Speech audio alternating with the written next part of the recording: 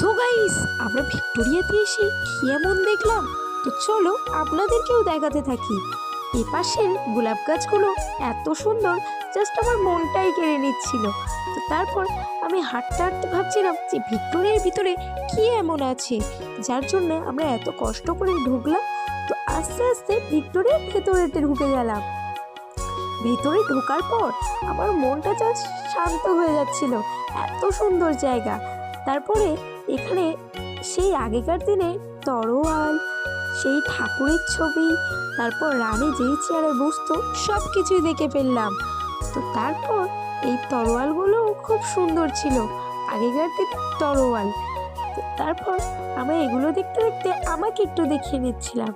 তারপর আস্তে আস্তে দেখার পর আমরা উপরের দিকে উঠতে শুরু করলাম যে উপরে কি আছে।